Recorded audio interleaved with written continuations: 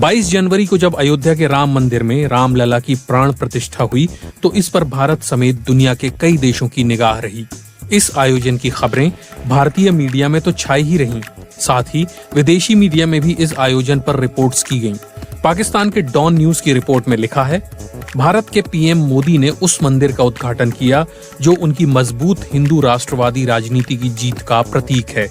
इस साल होने वाले चुनाव की ये एक अनौपचारिक शुरुआत है। डॉन न्यूज में लिखा है, पीएम मोदी ने जिस मंदिर में मूर्ति की प्राण प्रतिष्ठा की वो उस जमीन पर बना है जहां सदियों से खड़ी बाबरी मस्जिद को 1992 में उन्हीं की पार्टी के सदस्यों के भड़काने पर हिंदू कट्टरपंथियों ने गिरा दिया था। कतर के मीडिया संस्थान अल जजीरा की रिपोर्ट में कहा गया है कि मंदिर के बनाए जाने से भारतीय मुसलमानों में भविष्य को लेकर खौफ है।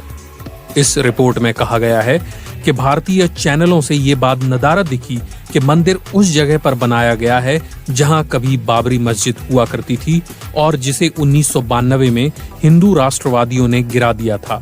खलीज टाइम्स की रिपोर्ट में जानकारों और आलोचकों के हवाले से कहा गया है कि ये मोदी के चुनावी अभियान की शुरुआत है। इस मंदिर को बनाए जाने से तीसरी बार पीएम मोदी के रिकॉर्ड जीत हासिल करने की संभावना बढ़ गई है। देश की 80% आबादी हिंदू है। रिपोर्ट में लिखा गया है कि ये मंदिर अब भी बन रहा है और जो अयोध्या कभी पतली गलियों और तंग घरों वाली जगह थी, अब उसका मेकओवर हो रहा है। पतली सड़कों को चौड़ा कर दिया गया है। एयरपोर्ट और रेलवे स्टेशन तैयार किए गए हैं। तुर्की के मीडिया संस्थान टीआरटी वर्ल्ड में अयोध्या पर एक लंबी रिपोर्ट की गई है।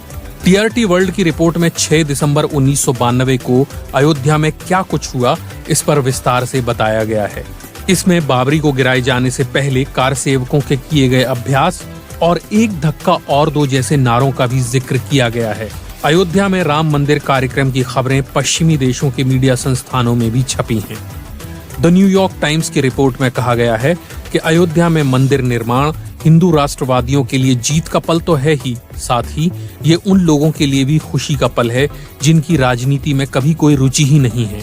इस रिपोर्ट में कहा गया है कि जिस तरह से मस्जिद को ढहाया गया था उसकी गूंज आज भी सुनाई देती है।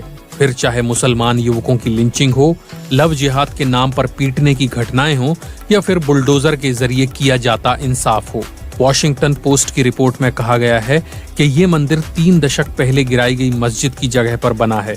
इसका इतिहास अब भी कई मुसलमानों के लिए खुला जख्म है। रिपोर्ट में लिखा है कि मुसलमान हिंदू राष्ट्रवादियों के निशाने पर रहे हैं।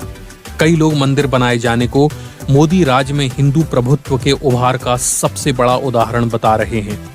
इस रिपोर्ट में निर्माणाधीन मंदिर का उद्घाटन किए जाने पर पीएम मोदी की आलोचनाओं को भी जगह दी गई है।